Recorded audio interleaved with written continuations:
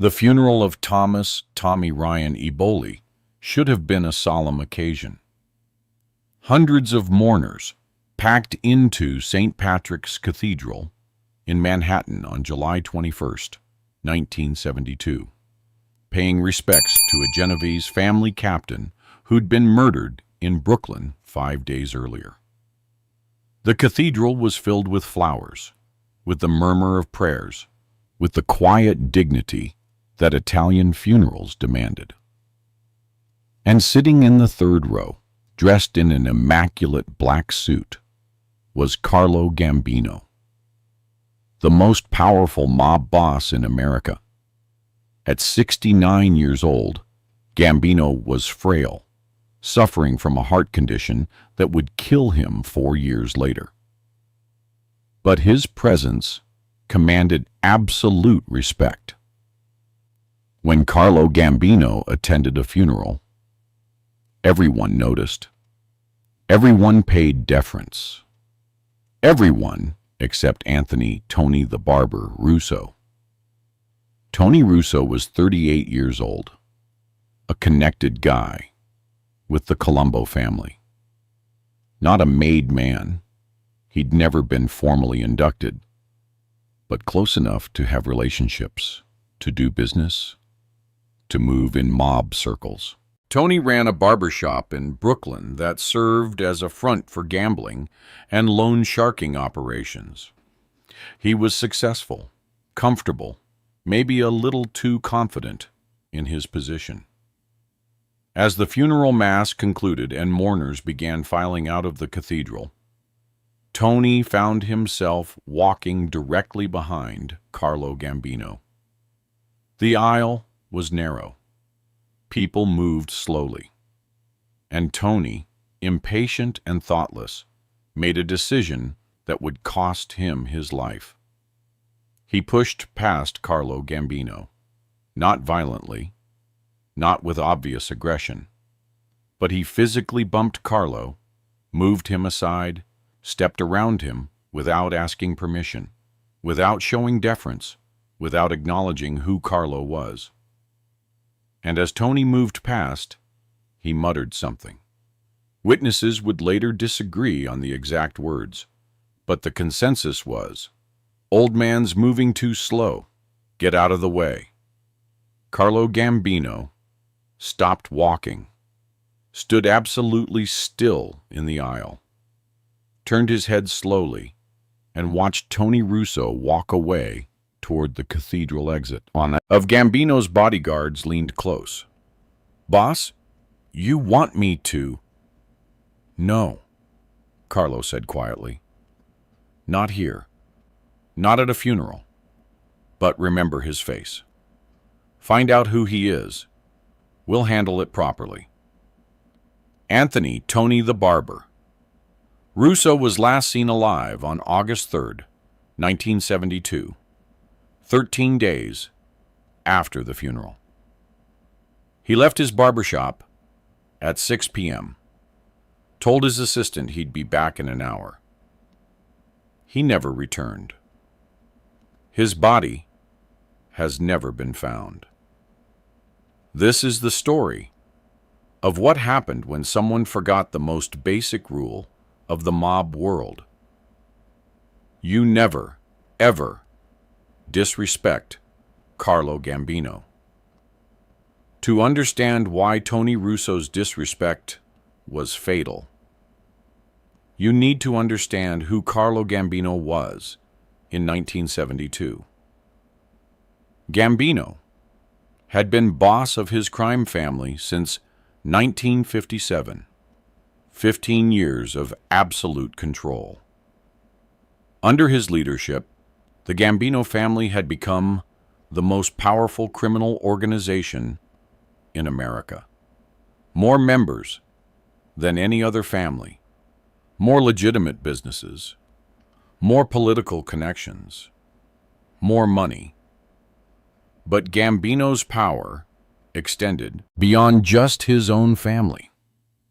By 1972, he was widely acknowledged as the boss of bosses, the most influential figure in organized crime nationwide. When disputes arose between families, they came to Gambino. When major decisions needed to be made, Gambino's opinion mattered most. Gambino had achieved this position through intelligence, not violence. He was strategic, patient, diplomatic.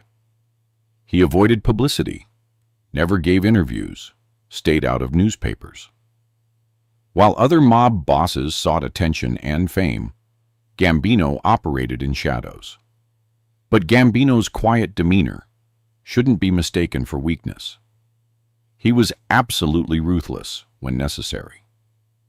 He'd ordered dozens of murders over his career, had destroyed rivals, eliminated threats, consolidated power through calculated violence. Most importantly, Gambino demanded respect. Not the loud, aggressive respect that some mobsters craved, but genuine, sincere deference to his position. When Carlo Gambino entered a room, you stood. When he spoke, you listened. When he walked down an aisle, you moved aside and let him pass. These weren't written rules. They were understood. Everyone in the mob knew them, except, apparently, Tony Russo. After the funeral incident, Carlo Gambino's people immediately began investigating Tony Russo. Within 24 hours, they knew everything. Full name: Anthony Michael Russo. Age: 38. Connected to Colombo crime family. Associate: not made. Occupation: barbershop owner. Front for gambling/loan sharking. Location: Brooklyn Bay Ridge neighborhood. Family: married, 2 kids, lived in a house in Staten Island. Reputation: decent earner, not particularly violent, maybe a little arrogant. The investigation also revealed something important. Tony's disrespect at the funeral wasn't a one-time thing. He had a pattern of being mouthy, of showing insufficient respect to senior mob figures. He'd made comments before about older mobsters being past their prime and out of touch. He saw himself as part of a younger, more aggressive generation. This information was reported to Carlo Gambino on July 23rd, 2 days after the funeral. "So this Tony the barber," Gambino said, "he's disrespectful regularly, not just to me." "That's what we're hearing," his underboss, Paul Castellano, confirmed. "He's got a mouth on him. Thinks because he makes money, he can talk however he wants." Who does he report to in the Colombo family? Joseph Iacovelli. He's acting boss while Joe Colombo's in the hospital. Joe Colombo had been shot at an Italian-American Unity Day rally in June 1971. He'd survived, but was in a vegetative state, permanently incapacitated. The Colombo family was in transition, with acting leadership trying to hold things together. "Call Iacovelli," Gambino said. "Tell him one of his associates disrespected me. Tell him I want it addressed." Joseph Iacovelli received the message from Gambino's people on July 24th. He was deeply concerned. The last thing the Colombo family needed, already weakened by Joe Colombo's incapacitation, was a conflict with Carlo Gambino. Iacovelli called Tony Russo to his social club that same day. "You were at Tommy Ebley's funeral, right?" Iacovelli asked. "Yeah, I paid my respects," Tony said. "And you had an interaction with Carlo Gambino?" Tony's face showed confusion. "I don't know what you're talking about." "Don't play stupid," You pushed past him in the aisle, told him to get out of the way, called him an old man. Recognition dawned on Tony's face. Oh, that. Yeah, the guy was moving slow. I had somewhere to be. Iacovelli stared at Tony in disbelief. You realize that was Carlo Gambino, right? The boss of the Gambino family? Probably the most powerful man in the entire mob? I know who he is, but we were at a funeral. I needed to leave. He was blocking the aisle. So you pushed him aside? You called him an old man? I didn't mean any disrespect. I just needed to get by. Iacovelli felt a headache forming. Genuinely didn't understand the magnitude of what he'd done. Didn't grasp that disrespecting Carlo Gambino, even accidentally, even at a funeral, carried serious consequences. Tony, listened to me carefully. Carlo Gambino's people contacted me. They're very upset about this. You disrespected their boss. That's not something they take lightly. So what? I'll apologize. I'll say I didn't know who he was. You can't apologize to Carlo Gambino for disrespecting him. That just makes it worse. Acknowledging it means you knew you did wrong, but did it anyway. Then what am I supposed to do? Iacovelli thought about this. There were limited options. I'm going to talk to Gambino's people. Try to smooth this over. Tell them you're young. You made a mistake. You didn't realize who you were dealing with. Maybe they'll let it slide. And if they don't? Iacovelli didn't answer. But his expression told Tony everything he needed to know. Joseph Iacovelli reached out to Paul Castellano on July 26th. They met at a restaurant in Manhattan, sat in a private booth in the back. I'm here about Tony Russo, Iacovelli said, in the funeral incident. I know why you're here, Castellano replied. What do you want to say? The kid made a mistake. He's young, he's stupid. He didn't realize who he was dealing with. I want to apologize on behalf of the Colombo family and ask that you let this go. Castellano sipped his espresso. Carlo was very clear. Tony disrespected him publicly, pushed him aside, called him an old man. That's not something we can ignore.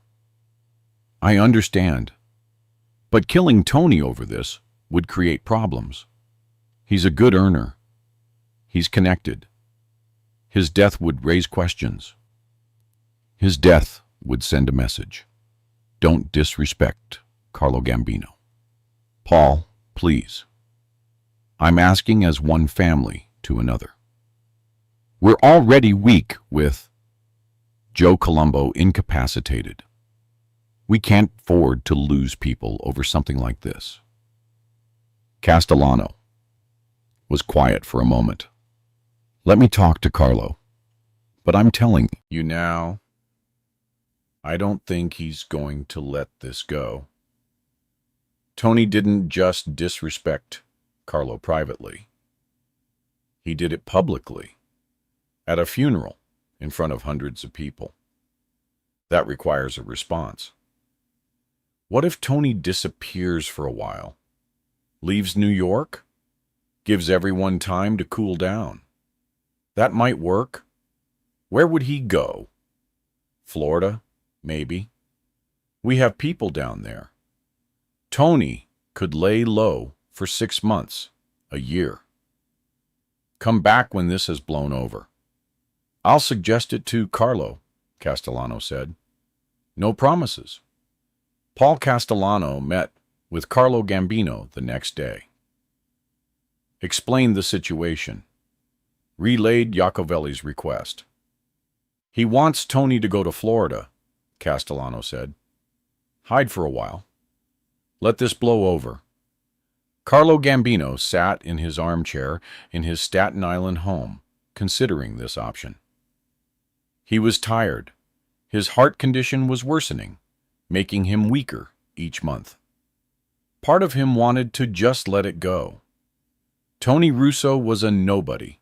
Killing him wouldn't accomplish anything strategic. But another part of Carlo, the part that had built and maintained power for 15 years, understood that letting disrespect slide created bigger problems. If Tony Russo could push Carlo aside and face no consequences, others would think they could do the same. The erosion of respect happened gradually, one incident at a time. "No," Carlo said finally. "Sending him to Florida just delays the problem. He'll come back eventually. And when he does, people will remember that he disrespected me and got away with it. That's unacceptable. So what do you want to do? I want him gone. Permanently, but not publicly. No big production. Just quietly remove him.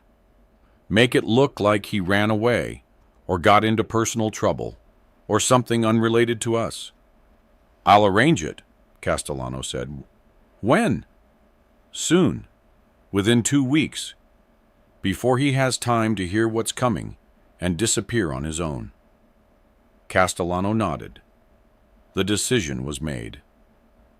Tony Russo spent the 2 weeks after his meeting with Iacovelli in a state of anxiety. He knew he had made a mistake at the funeral, knew that important people were upset. But he convinced himself that it would blow over, that he was too small, too unimportant for Carlo Gambino to actually care about. Tony was wrong. On August 3rd, 1972, Tony worked at his barbershop all day. Normal business. Cutting hair, taking bets, collecting loan payments. Around 5:30 p.m., he received a phone call. "Tony, it's Frank." Frank Bevsa was a Gambino family soldier, someone Tony had done business with occasionally. "Hey Frank, what's up? I got a proposition for you. Quick score, easy money. You interested?" "Always." "What's the job?" "Can't talk about it on the phone. Meet me tonight. I'll explain everything." "Where?" "You know the warehouse on Richard Street? By the docks? Meet me there at 7 o'clock. Come alone. This is quiet business." Tony should have been suspicious. Should have questioned why Frank Bavosa, a Gambino guy, was offering him work. Should have remembered that he'd recently disrespected the Gambino family boss. But Tony was greedy. The promise of easy money overrode his caution. "I'll be there," Tony said. At 6 p.m., Tony told his assistant he'd be back in an hour. Drove to the warehouse on Richard Street, parked his car outside, walked to the side entrance. The door was unlocked. Tony went inside. The warehouse was dark, empty. Tony called out, "Frank, you here?" No response. Tony heard a sound behind him. Started to turn. He never completed the turn. 2 men grabbed him. A third punched him in the stomach. Tony doubled over, gasping. They dragged him deeper into the warehouse, tied him to a chair, and waited. 10 minutes later, Paul Castellano arrived. Looked at Tony tied to the chair, struggling against the ropes. "Do you know why you're here?" Castellano asked. "Paul, please. Whatever this is about, we can work it out. You disrespected Carlo Gambino at a funeral, in front of hundreds of people. You pushed him aside, called him an old man. Do you remember that?" Tony's face went white. That was a mistake. I didn't mean any disrespect. I apologize. Please, let me apologize to Mr. Gambino directly. It's too late for apologies, Castellano said. Carlo gave you a chance. We asked if you'd go to Florida, lay low for a while, but you didn't take that option. You stayed here, kept working, kept acting like nothing happened. Nobody told me about Florida. Nobody gave me that option. Iacovelli was supposed to tell you. Apparently he didn't. But that doesn't change anything. You disrespected the boss. That requires a response. Paul, please. I have a wife. Kids. I made a mistake. One mistake. Don't kill me over this. Castellano looked at him with something almost like pity. In this life, some mistakes are fatal. Disrespecting Carlo Gambino is one of them. Castellano left. The three men who'd grabbed Tony remained. What happened to Tony Russo in that warehouse has never been officially confirmed, but based on later testimony from informants and the methods typically used by Gambino family enforcers, Tony was likely strangled. His body was then disposed of, probably weighted down and dumped in the ocean or buried in a construction site foundation. Tony Russo was never seen again. Tony's disappearance was reported by his wife on August 4th when he didn't come home. Police investigated, found his car near the warehouse on Richard Street, found no signs of struggle, no blood, no evidence. The investigation went nowhere. Tony Russo became another missing person, another unsolved case, another name in the files that would never be closed. But in the mob world, everyone knew what happened. Everyone understood. Tony had disrespected Carlo Gambino. And you don't do that and live. Joseph Iacovelli was furious when he learned Tony was dead. He'd tried to save him, had negotiated with Castellano, but either Castellano had lied about offering Florida as an option, or Iacovelli's message hadn't reached Tony in time. Either way, the result was the same. The Colombo family lost a decent earner, and the message was clear. Carlo Gambino's respect was non-negotiable. Carlo Gambino died on October 15th, 1976, 4 years after Tony Russo's death. He died at his home in Staten Island, surrounded by family, from a heart attack. He was 74 years old. At Gambino's funeral, hundreds of mourners packed the church. Every major mob figure in New York attended. And everyone, every single person, showed absolute respect. Nobody pushed past anyone. Nobody complained about how slow things moved. Nobody forgot who they were dealing with. The memory of Tony Russo hung over that funeral like a ghost. The story had spread. Everyone knew. A guy disrespected Gambino at a funeral. He disappeared 2 weeks later. The lesson was learned permanently. In 1992, 20 years after Tony's death, an FBI informant who'd been inside the Gambino family finally confirmed what everyone suspected. Tony Russo had been killed on Carlo Gambino's orders, murdered for disrespecting the boss at Tommy Eboli's funeral. The informant also revealed something interesting. Carlo Gambino had felt conflicted about the decision. had told Paul Castellano that he wished there was another way. But Gambino understood that power required respect, and respect required consequences when it was violated.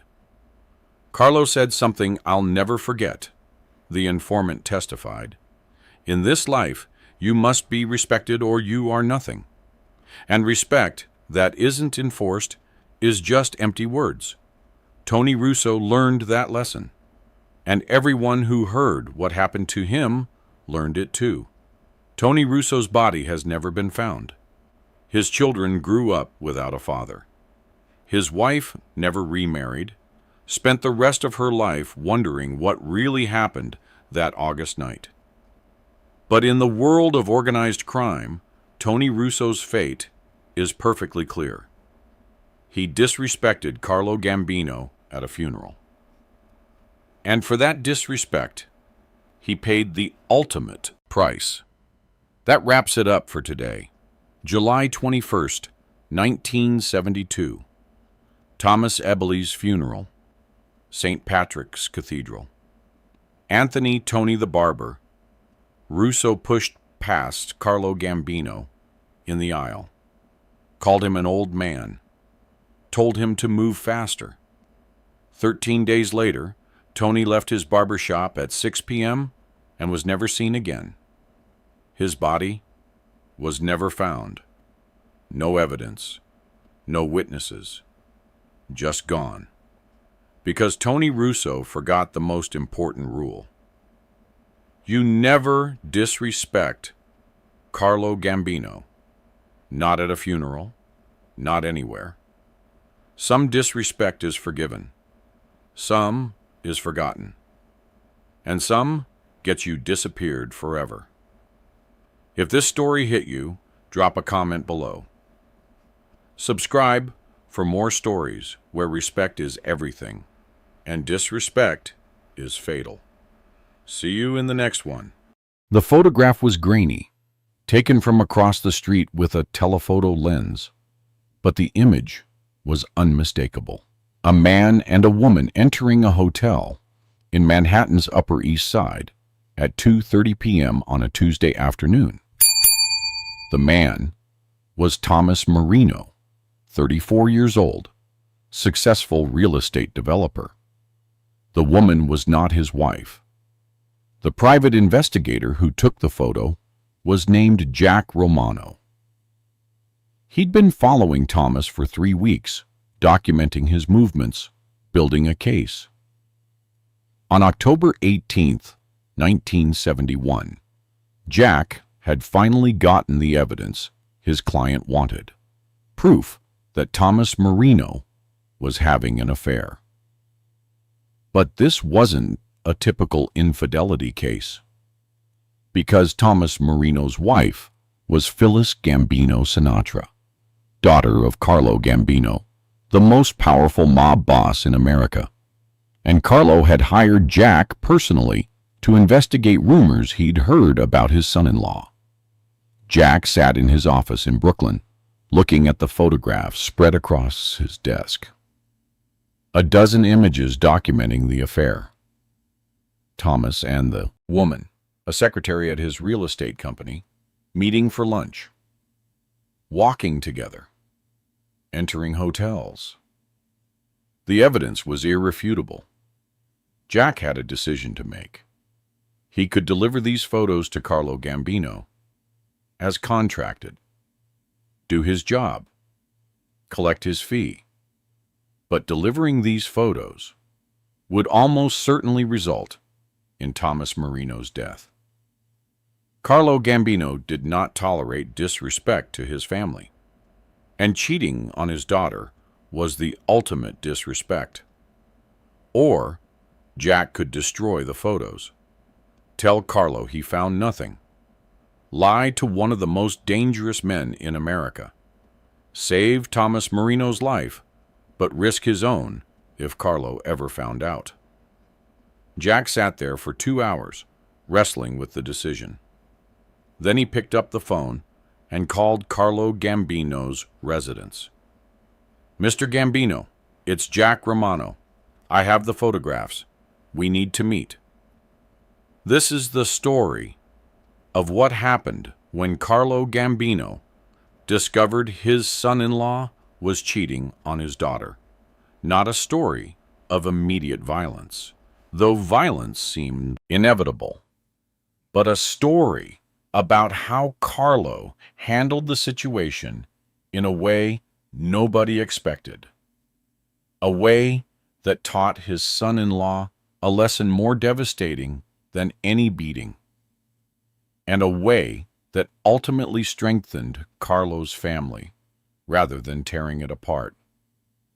To understand this story, you need to understand the marriage between Thomas Marino and Phyllis Gambino. They'd married in 1965, when Phyllis was 23 and Thomas was 28. It was a good match on paper. Thomas came from a respectable Italian-American family, had built a successful real estate business, was charming and ambitious. Carlo had approved of the marriage, even liked Thomas, thought he'd be a good husband to his daughter. For the first few years, the marriage seemed happy. Thomas and Phyllis had 2 children, a daughter in 1966, a son in 1968. They lived in a nice house in Long Island. Thomas's business was thriving. Everything looked perfect from the outside. But by 1970, things had changed. Thomas's business was growing rapidly. He was working longer hours, coming home late, taking frequent business trips, and he'd become distant from Phyllis, less affectionate, less engaged, less present. Phyllis noticed, mentioned it to Thomas. He'd brush it off. Just stressed about work, building the company. It'll get better. But it didn't get better. By mid-1971, Phyllis was suspicious. The late nights seemed excessive. The business trips seemed unnecessary. Thomas's explanations didn't quite add up. She mentioned her concerns to her mother, who mentioned them to Carlo. Carlo Gambino didn't jump to conclusions, didn't assume the worst, but he was protective of his children, all of them, but especially his daughters. The idea that someone might be disrespecting Phyllis, might be betraying her trust, made Carlo very interested in finding out the truth. So Carlo hired Jack Romano, told him to follow Thomas, document his activities, find out if the suspicions were justified. 3 weeks later, Jack had his answer. The suspicions were justified. Thomas Marino was having an affair with his 26-year-old secretary. They'd been meeting regularly for months.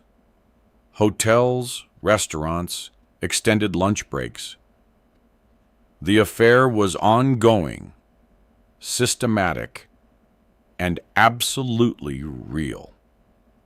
Carlo Gambino received Jack Romano at his home in Staten Island on October 20th, 1971. They met in Carlo's study, a wood-paneled room with a large desk, shelves full of books, and an air of quiet authority. Jack handed over an envelope containing the photographs. Carlo opened it slowly, looked at each image carefully. His expression never changed, stayed completely neutral, controlled. But Jack, who'd worked with mobsters for years, could see the tension in Carlo's jaw, the anger in his eyes. "How long?" Carlo asked. "Based on what I observed, at least 4 months, possibly longer. They're careful, but not careful enough." "And this woman, who is she?" "Angela DeLuca, 26 years old. Secretary, At Marino's real estate company. Sing. Lives in Queens. No criminal record. Seems like an ordinary person who made a very bad decision getting involved with a married man. Carlo set down the photographs. Thank you, Jack. You did good work. How much do I owe you? We agreed on $2,000 for 3 weeks of surveillance plus expenses. But Mr. Gambino, if you want me to handle this, if you want me to take care of the situation, I can do that. Quietly. Professionally. Carlo looked at Jack. Take care of the situation how? However you want. I have experience with various solutions. Carlo shook his head. No, I'll handle this myself. Just give me the bill. And Jack, these photographs, you kept copies? No, sir. Those are the only prints. I destroyed the negatives as you requested. Good man. You'll have your payment tomorrow. After Jack left, Carlo sat alone in his study, thinking. He was 69 years old. Had been in organized crime for over 50 years. Had ordered dozens of murders. Had destroyed men who'd disrespected him or his organization. Violence was a tool, he understood. A tool he'd used many times. But this was different. This was family. His daughter. His grandchildren. And violence, killing Thomas, wouldn't fix the problem. Would actually make it worse. Would make Phyllis a widow. Would make his grandchildren fatherless. Would destroy his daughter's life even more than the affair already had. Carlo needed a different approach. A smarter approach. Something that would punish Thomas, teach him a lesson, but also preserve the marriage, if possible. Save his daughter from the trauma of divorce and the stigma of being the woman whose husband was killed by her own father. Carlo thought about this for 2 days. Then he made a plan. On October 22nd, 1971, Carlo Gambino invited Thomas Marino to lunch at a restaurant in Manhattan. The invitation was phrased casually. I'd like to catch up with my son-in-law, discuss business, have a meal together. Thomas had no idea what was coming. He showed up at the restaurant at noon, thinking this was a friendly lunch. Maybe Carlo wanted to discuss a business opportunity. Maybe Carlo wanted advice about a real estate investment. Carlo was already seated in a private room in the back. Just the two of them. No witnesses, no interruptions. Thomas, sit down. We need to talk. Thomas sat. Carlo pushed a manila envelope across the table. Open it. Thomas opened the envelope, saw the photographs. His face went white. His hands started shaking. Mr. Gambino, I can explain. No, you can't. There's no explanation that makes this acceptable. You married my daughter, stood in front of our family and God, and promised to honor her, to be faithful, to love her. And you broke that promise. You betrayed her. You disrespected my family. I'm sorry. I made a mistake. I'll end it. Carlo raised his hand, silencing Thomas. Let me tell you what's going to happen. You have 3 choices. Only 3. You pick one today, right now. No time to think. No time to discuss with lawyers or friends. You choose now. Choice 1, divorce. You divorce Phyllis immediately. I'll make sure she gets everything. The house, custody of the children. generous alimony. You walk away with your business and your life. We part ways. You never see my grandchildren again. But you get to live. That's choice one. Choice two. You end the affair. Immediately. Completely. You fire the secretary. You never see her again.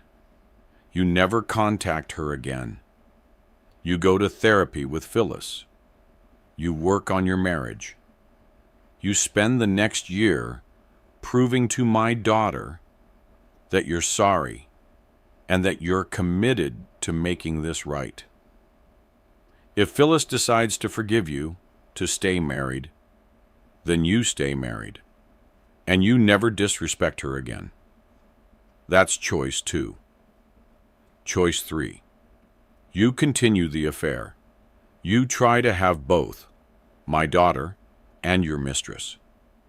And if you choose that, I have you killed. Not quickly, not professionally. I have you hurt for a long time before you die. I make sure the last thing you think about before you die is how badly you've ruined your life. That's choice three. Thomas was shaking now. Please, Mr. Gambino. Please, I'll end it. I'll do whatever you want. Just don't hurt me. Please. I'm not going to hurt you. Not today. But I need you to understand something. You're choosing whether you live or die. Whether my daughter stays married to a faithful husband or becomes a widow. Whether my grandchildren grow up with a father or without one. That's the weight of this decision. So choose carefully. Thomas didn't hesitate. Choice two. I'll end it. I'll fix my marriage. I swear. Good. Now here's how this works. Carlo laid out specific rules for Thomas. Rule 1. End the affair today. Thomas would return to his office after lunch. Call Angela DeLuca into his office. Tell her the affair was over. Effective immediately. Then fire her with 2 months severance pay. Generous enough that she couldn't claim unfair termination, but final enough that she'd leave the company. Rule 2. Tell Phyllis the truth. That evening, Thomas would sit down with Phyllis and tell her everything. About the affair, about the photographs, about this conversation with Carlo. Complete honesty. No lies.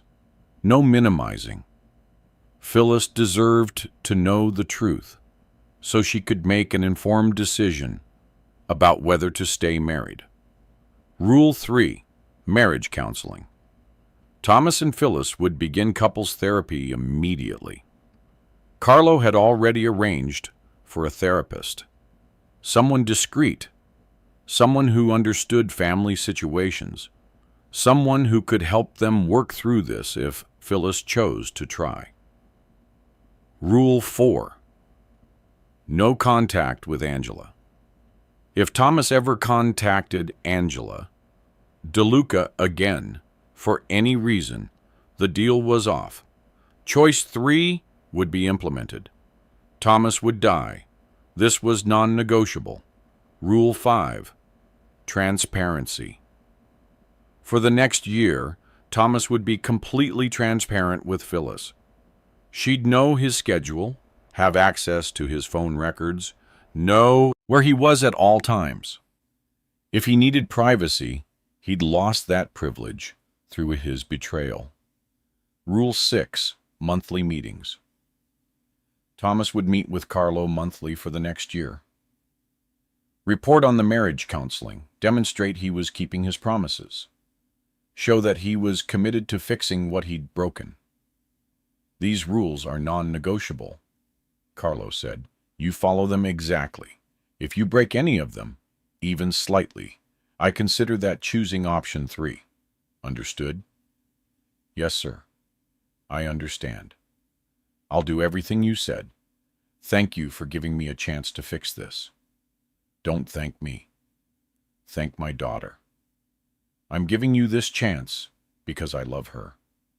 Because I don't want to see her hurt more than she already will be. But make no mistake. If you fail, if you betray her again, I won't give you another chance. There is no fourth option. Just death. Thomas returned to his office after lunch, called Angela DeLuca into his office, told her the affair was over, fired her with severance pay. Angela was devastated, confused, angry, demanded explanations. Thomas offered none, just had security escort her from the building. That evening, Thomas sat down with Phyllis, told her everything about Angela, about the affair, about the photographs, about the conversation with her father. Phyllis cried, screamed at him, threw things. The anger and betrayal poured out. Thomas just sat there and took it, apologized. Said he'd understand if she wanted a divorce. Said he'd do anything to make this right if she'd give him a chance. Phyllis didn't decide that night. Told Thomas to sleep in the guest room. She needed time to think, to process, to decide if the marriage was worth saving. 3 days later, Phyllis made her decision. She'd try. She'd go to therapy with Thomas. She'd see if the marriage could be repaired. But she made it clear. This was the only chance. One more betrayal, and she was done. Divorce, full custody, he'd lose everything. Thomas agreed to every condition, though marriage counseling began the following week. It was difficult, painful. Phyllis was angry, hurt, struggling to trust again. Thomas had to confront what he'd done, why he'd done it, how he could rebuild trust. Carlo met with Thomas monthly as promised.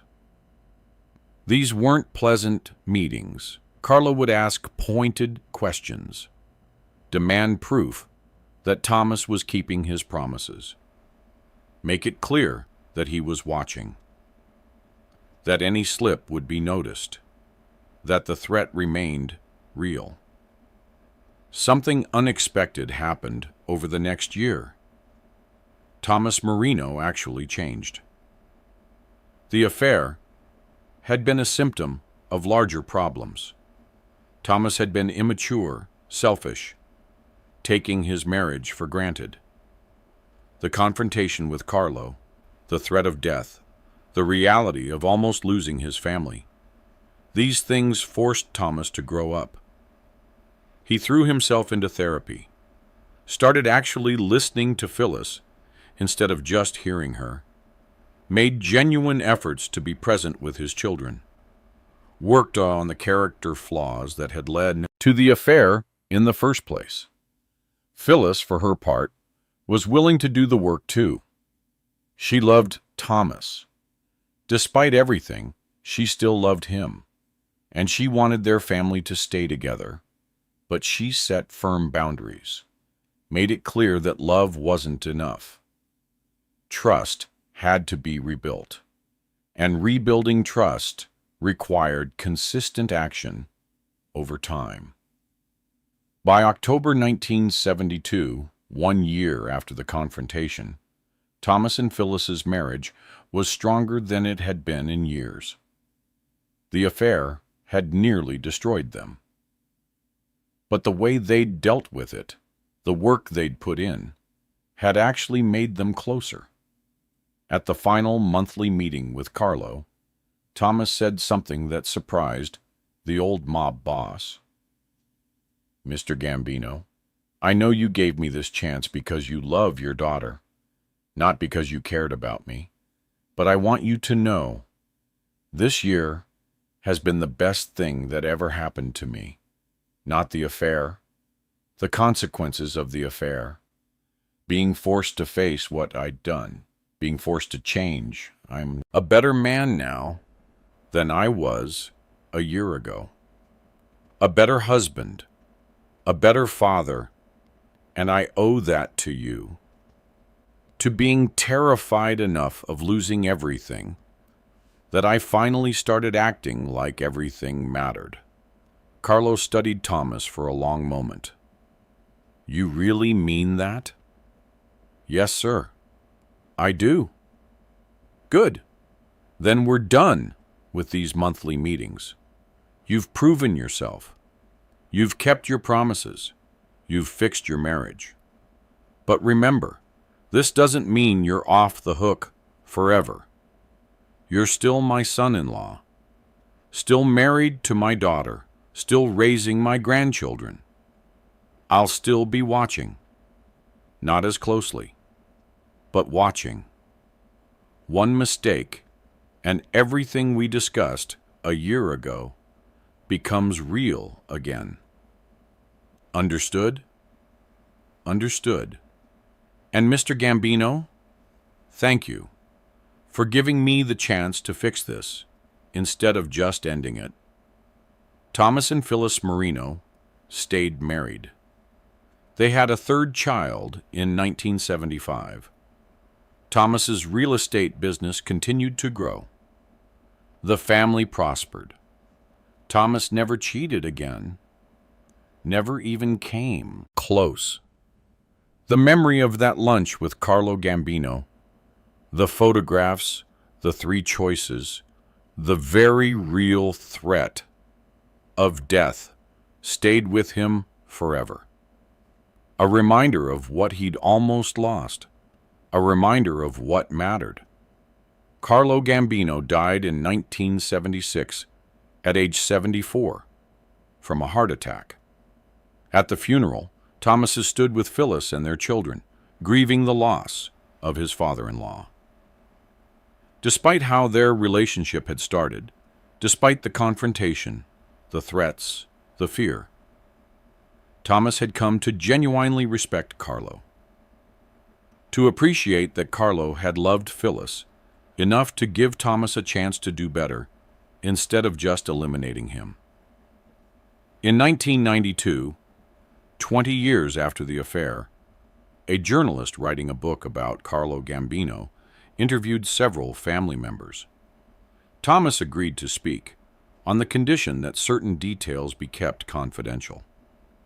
People think of Carlo Gambino as a ruthless mob boss, Thomas said. And he was. He ordered people killed, did terrible things. But with me, with his family, he showed something else. Wisdom. I betrayed his daughter. In his world, that should have been a death sentence. But Carlo understood that killing me would hurt Phyllis more than it would hurt me, would make his grandchildren grow up without a father. So he found a different way, scared me straight, gave me rules to follow, gave me a chance to fix what I'd broken. And it worked. I've been faithful to Phyllis for 20 years now. We've built a good marriage, raised good kids, and none of that would have happened if Carlo had chosen violence over wisdom. That's his legacy in my life. Not fear, though there was plenty of that, but wisdom. The wisdom to know when not to use violence, when to give someone a chance to change. The story of Thomas Marino's affair and Carlo Gambino's response became a lesson within the Gambino family about how to handle betrayal. The obvious response to betrayal is violence. In the mob world, disrespect meant death. That was the rule. That was how things worked. But Carlo had shown a different way. He'd recognized that sometimes violence caused more problems than it solved. That sometimes giving someone a chance with clear consequences for failure was more effective than eliminating them. Thomas Marino cheated on Carlo Gambino's daughter. Should have died for it. Instead, Carlo gave him 3 choices. Thomas chose to fix his marriage.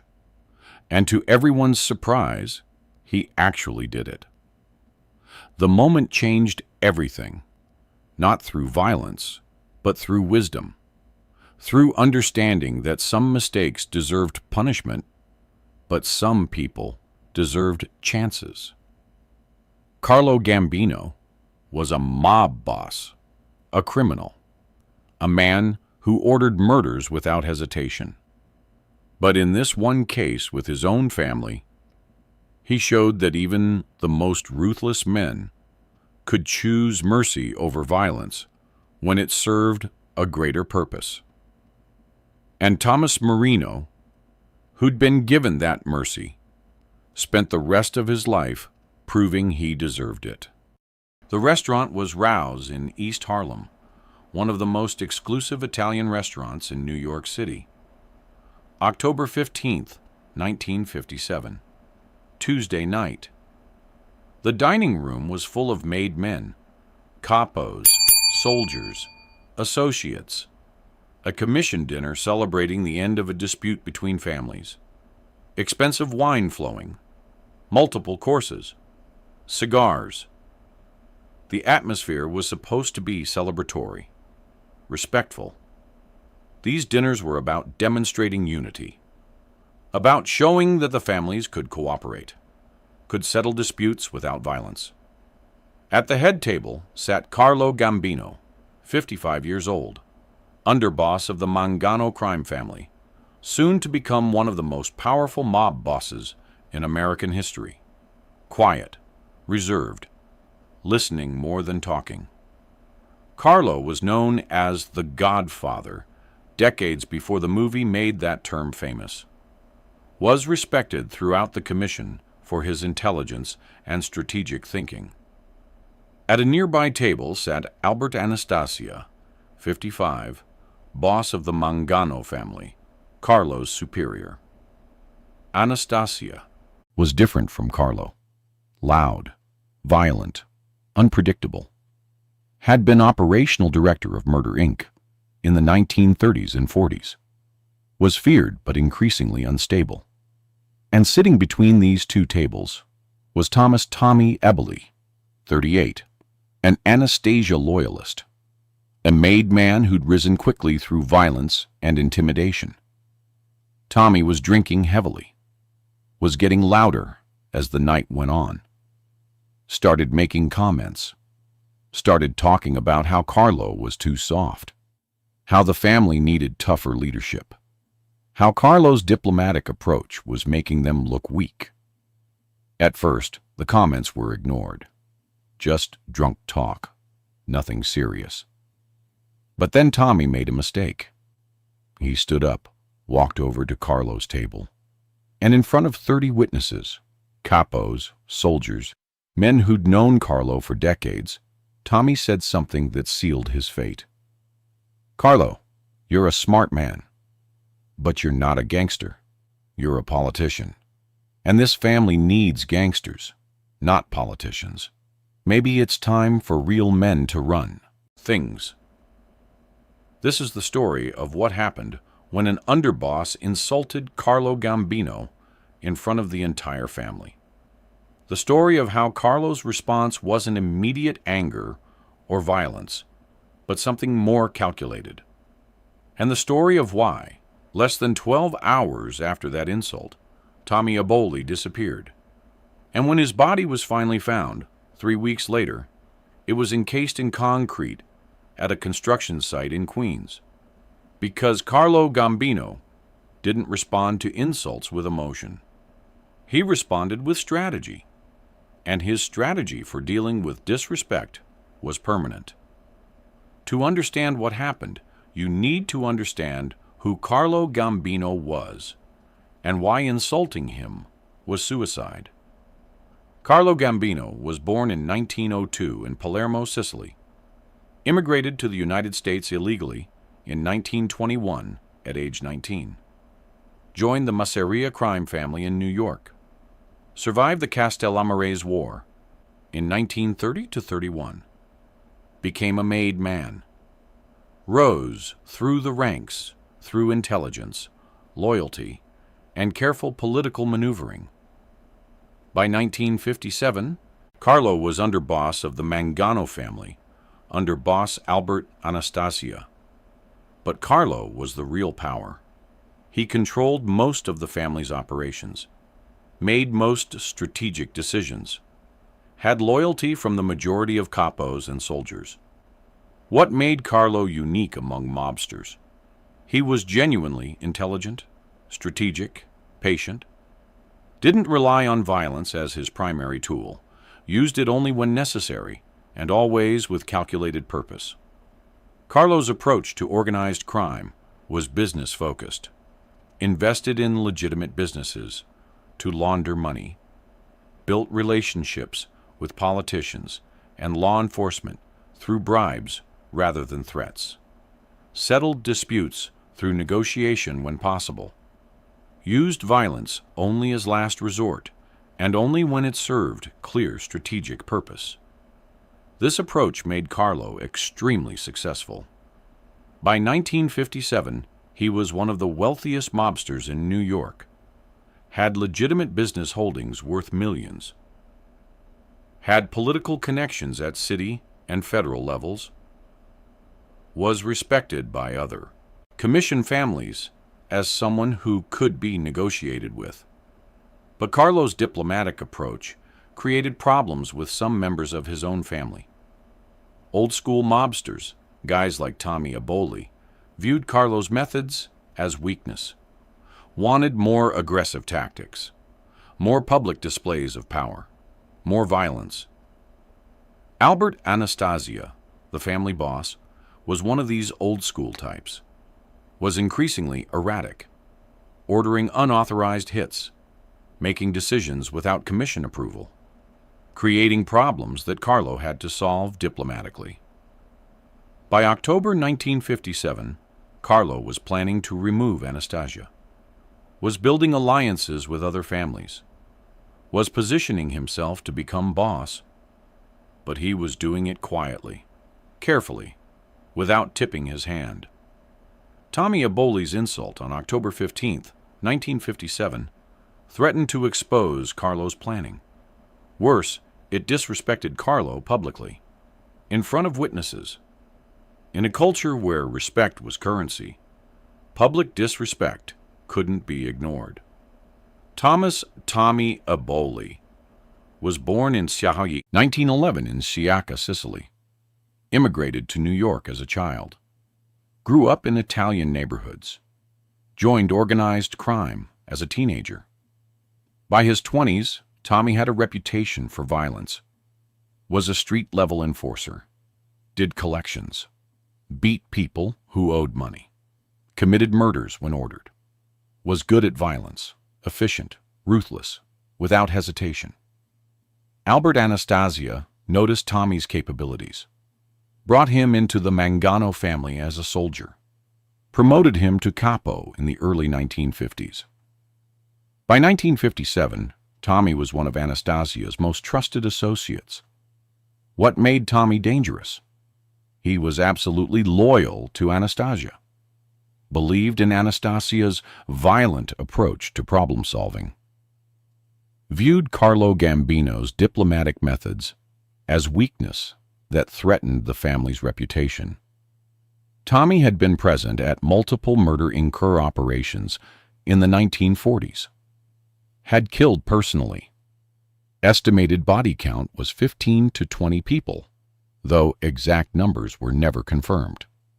Was known throughout the family as someone who would do any violent job Anastasia assigned. But Tommy had weaknesses. First, he drank heavily. When drunk, became loud and indiscreet. Said things sober Tommy would have kept private. Second, he overestimated his importance. Thought, because Anastasia valued him, he was protected. Didn't understand that protection ended when you became a liability. Third, he didn't understand Carlo Gambino. Thought Carlo was weak because Carlo was diplomatic. Didn't realize that Carlo's diplomacy was strategy, not weakness, and didn't realize that Carlo was far more dangerous than Anastasia, just more subtle about it. The insult happened around 10:30 p.m. Tommy had been drinking since 7 p.m. Red wine. Grappa. Was visibly drunk by the time he stood up and walked to Carlo's table.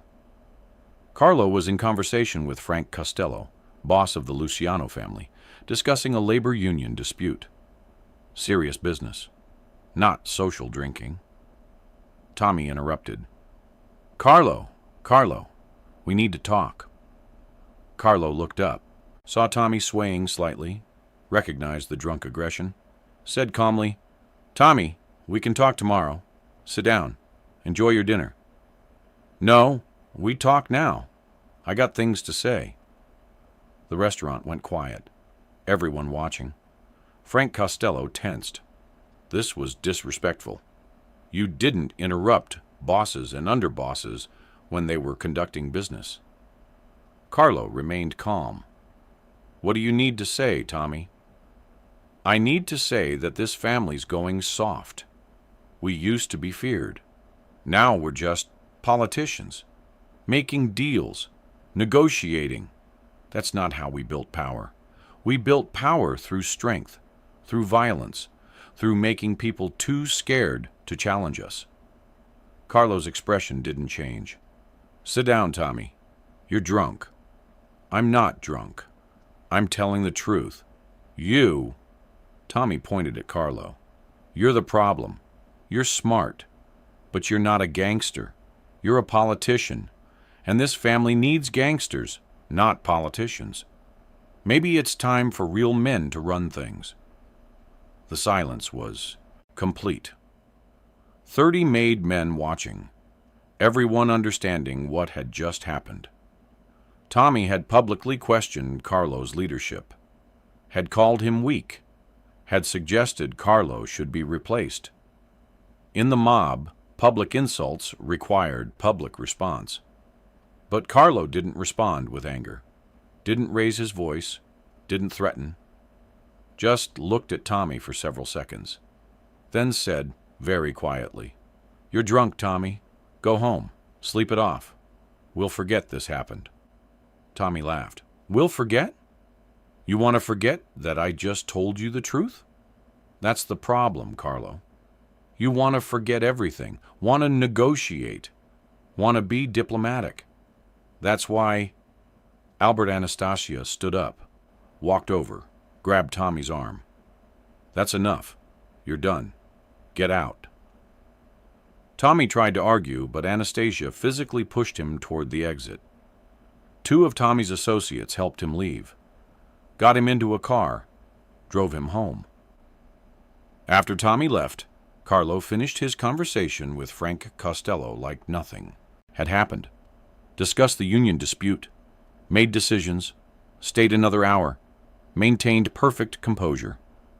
But everyone in that restaurant understood. Tommy Eboli was dead. Maybe not tonight, maybe not tomorrow, but soon, because you didn't insult Carlo Gambino publicly and survive. Carlo left Rouse around midnight, was driven to his home in Brooklyn. His driver, Joe Riccobono, asked, Boss, what are you going to do about Tommy? Carlo didn't answer immediately. Thought about it. Calculated. Then said, Tommy's drunk talk endangered us. Questioned my leadership in front of other families. Made us look divided. That can't stand. You want him hit? I want him disappeared. But not yet. First, I need to talk to Albert. Albert Anastasia was the complication. Tommy was Albert's man, loyal, trusted. Killing Tommy without Albert's approval would create problems, Might even start an internal war within the family. But Carlo knew something about Albert that Tommy didn't. Albert was planning to go into semi-retirement, was tired of the pressure, was going to step down within months and recommend Carlo as his successor.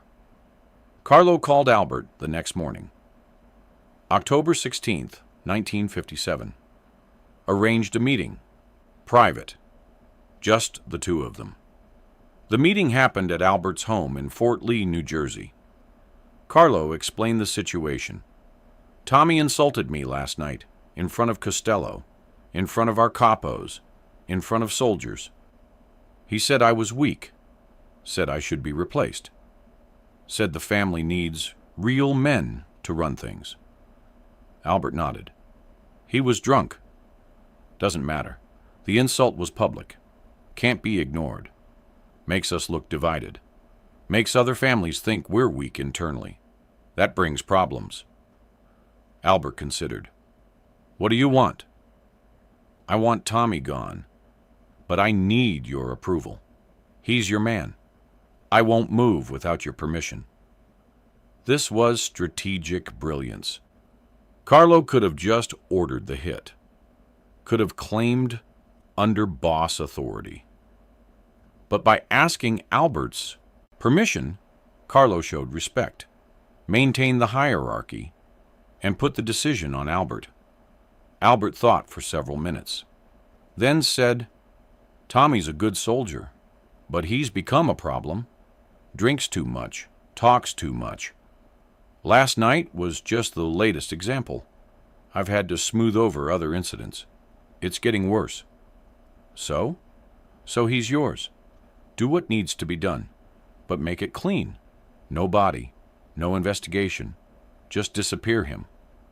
Carlo nodded. It'll be handled. Carlo assigned the job to 3 men. Carlo Gambino Jr., Carlo's nephew, a rising capo, Paul Castellano, Carlo's brother-in-law, another rising capo who would later become boss, Agnello Della Croce, a feared enforcer who specialized in making bodies disappear. The plan was simple. Step 1. Lure Tommy to a meeting. Use Albert's name. Say Albert wants to smooth things over. Wants Tommy to apologize to Carlo personally. Tommy would believe this because it was plausible, and because Tommy's ego would convince him that an apology would solve the problem. Step 2. Kill Tommy quickly. No torture, no drama, just business. A bullet to the head. Professional. Step 3. Dispose of the body permanently. This was where Della Croce's expertise mattered. The body needed to disappear completely. No grave that could be found. No dump site that could be traced. The meeting was set for October 16th, 1957, 8 p.m. Location: a social club in Queens that the family controlled. Private, secure, no witnesses. Tommy arrived at 8:15 p.m. Slightly late, was nervous, understood that the previous night's insult had created problems, was hoping to apologize, smooth things over, get back in everyone's good graces. Carlo Gambino Jr. met Tommy at the door. Tommy, thanks for coming. My uncle appreciates you making this right. Yeah, I was drunk. Shouldn't have said that stuff. Just want to apologize. Move on. Absolutely. Come in. Let's talk. Tommy entered the social club. The main room was empty, except for Paul Castellano and Agnello Della Croce sitting at a table. No Carlo Gambino. Tommy immediately felt something wrong. Where's Carlo? He's running late. Wants you to wait. Have a drink. Tommy sat down, accepted the drink, started to relax. Maybe this was just about the apology. Maybe everything would be fine. Paul Castellano talked casually, asked about Tommy's family, his operations, normal conversation, putting Tommy at ease. Then Della Croce stood up, walked behind Tommy. Tommy started to turn. Della Croce pulled a .22 caliber pistol, pressed it to the back of Tommy's head, fired twice. Tommy slumped forward, dead instantly. .22 caliber bullets were preferred for mob executions, didn't exit the skull, didn't create excessive blood spray, were relatively quiet. The entire sequence from Tommy sitting down to Tommy dying was maybe 5 minutes. The body disposal was the complicated part. This is where Della Croce's expertise was critical. The plan was to bury Tommy in concrete, permanently, at a construction site where the Gambino family had contracts. The concrete would be poured that night. By morning, Tommy would be under several feet of concrete, and construction would continue over him. Tommy's body was wrapped in plastic sheeting, placed in the trunk of a car, driven to a construction site in Queens. A development project, apartment buildings being built. The Gambino family had connections to the construction company, had made arrangements with the foreman. At the site, a section of foundation had been prepared, a rectangular hole, about 6 feet deep, 8 feet long, 4 feet wide, ready for concrete. Tommy's body was placed in the hole, still wrapped in plastic. At approximately 11 p.m., a concrete truck arrived, poured concrete into the hole, covered Tommy's body completely. Several cubic yards of concrete. Heavy, permanent. By midnight, the concrete was setting. By morning, it would be solid. By afternoon, construction workers would be building on top of it. Within weeks, that section would be inside an apartment building. Tommy's body would be part of the foundation, literally cemented into the structure. The job was perfect. No body to find. No grave to discover. No evidence. Tommy simply disappeared. Tommy Eboli was reported missing on October 17, 1957. His wife called the police, said Tommy hadn't come home the previous night, wasn't answering his phone. She was worried. Police investigated, interviewed family members, associates. Last known whereabouts were the social club in Queens. But everyone at the club claimed Tommy had left around 9 p.m., said he was going home. Nobody knew what happened after that. The investigation went nowhere. No body, no witnesses, no evidence of foul play. Tommy was just another missing person in 1950s New York. Happened all the time. Police suspected mob involvement, but couldn't prove it. Tommy's disappearance sent a message throughout the Gambino family. Don't disrespect Carlo. Carlo didn't respond with immediate violence, didn't lose his temper, didn't make public threats, but disrespect Carlo, and you disappeared. Cleanly, permanently. The message was received. Nobody questioned Carlo's leadership again. 3 weeks after Tommy disappeared, on October 25, 1957, Albert Anastasia was murdered. Shot multiple times in the barber chair at the Park Sheraton Hotel in Manhattan. 2 gunmen. Professional hit. Commission approved. Carlo Gambino became boss of the family immediately after. Renamed it the Gambino family. Would lead it for the next 19 years until his death in 1976. The timing raised questions. Did Carlo kill Tommy as preparation for killing Anastasia? Was Tommy's disappearance part of Carlo's plan to take over the family? Probably yes. Carlo was strategic. Understood that eliminating Anastasia would create instability, would make some family members question the transition. Tommy, as Anastasia's loyal soldier, would have been one of those questioners. Better to eliminate Tommy first, remove potential opposition before making the bigger move. By killing Tommy before killing Anastasia, Carlo demonstrated several things. First, he could act decisively when necessary. Wasn't weak, despite his diplomatic reputation. Second, he could make bodies disappear. The clean disposal of Tommy showed organizational capability. Showed Carlo had resources and people who could execute complex operations.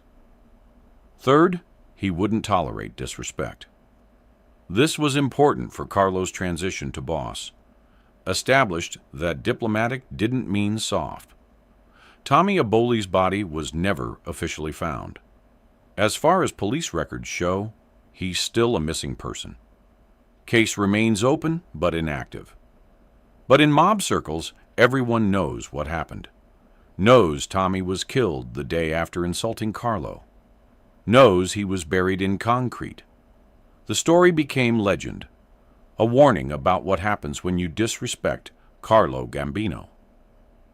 In 1985, during testimony in a different mob trial, former Gambino family member Jimmy the Weasel Fracciano mentioned the Tommy Eboli case. Said, Tommy insulted Carlo. 12 hours later, Tommy was concrete. That's how Carlo operated. Didn't yell, didn't threaten, just made you disappear. The testimony wasn't about Tommy specifically, was about Carlo's leadership style. But it confirmed what everyone in the mob already knew. Tommy had been cemented. In the 1990s, during the construction of a new subway line in Queens, construction crews demolished several old apartment buildings. The buildings were from the late 1950s. One of them was reportedly built on the site where Tommy was buried. But by then, the concrete foundation had been broken up and hauled away as construction debris. If Tommy's remains were ever disturbed, they went to a landfill. Were scattered, lost forever. Carlo Gambino's handling of the Tommy Eboli insult exemplified his approach to leadership and violence. In a conversation recorded by FBI surveillance in 1968, Carlo discussed the incident with Frank Costello. Costello: You remember Tommy Eboli?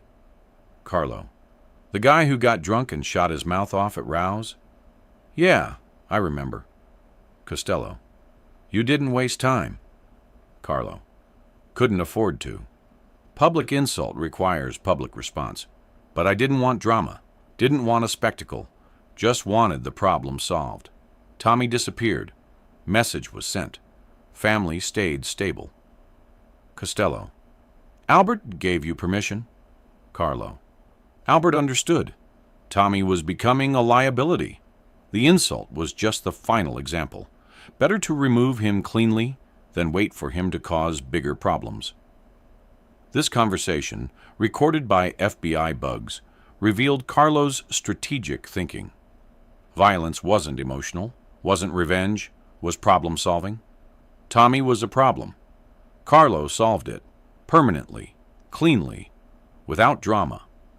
The story of Tommy Eboli insulting Carlo Gambino and being cemented within hours became one of the most famous mob legends. Was told to new members as a cautionary tale. Was referenced in multiple mob trials. Became shorthand for Carlo's leadership style. Don't end up like Tommy Eboli meant don't disrespect the boss. Don't think you're protected. Don't assume diplomatic means weak. Carlo Gambino led the Gambino family from 1957 until his death from natural causes in 1976 at age 74. Died in bed. Was never convicted of serious crimes. Built the Gambino family into the most powerful crime organization in America. His success was based on the principles demonstrated in the Tommy Eboli incident: patience, strategy, measured response, and the willingness to use violence, not emotionally, but as a tool for maintaining order and respect. Tommy Eboli insulted Carlo Gambino on October 15, 1957. 12 hours later, Tommy was dead. 3 weeks later, his body was cemented into a foundation in Queens. And for the next 19 years, nobody in the Gambino family ever publicly disrespected Carlo again. Because they'd learned what Tommy learned too, late. Carlo Gambino didn't yell, didn't threaten, didn't make scenes. He just made problems disappear. Permanently. One insult. 12 hours. Concrete. That was Carlo's style. And it made him the most successful mob boss in American history. Nobody told Carlo Gambino no. Not the Irish. Not the Jews. Not the other 4 families. Not the FBI. Not the United States government, which tried for 30 years and never once put him behind bars for his actual crimes. Nobody told Carlo Gambino no and walked away from it. Which makes what a crew of Albanian gangsters did in the Bronx in the late 1960s one of the most audacious acts of defiance in the history of organized crime in New York City. They moved into territory the Gambino family considered theirs. They ran their rackets. They collected their money. And when Carlo Gambino's men came to collect the tribute that was owed, the answer they brought back was not an envelope full of cash. It was a refusal. Albanians began arriving in the Bronx in the 1960s and 1970s, filling in for the disappearing Jewish and Italian populations, settling around Pelham Parkway, Morris Park, and Belmont. They came quietly, mostly. They worked. They built businesses. They kept to themselves. But some of them brought something else with them, a tradition of fierce, almost irrational territorial pride that stretched back centuries in the mountains of the Balkans. A code that said you fought for what was yours and you did not kneel to anyone. That code was about to collide with the most powerful criminal organization in America. And Carlo Gambino was about to teach a lesson that would echo through the New York underworld for decades. To understand what made the Albanian refusal so extraordinary, you need to understand what Carlo Gambino had built by the late 1960s.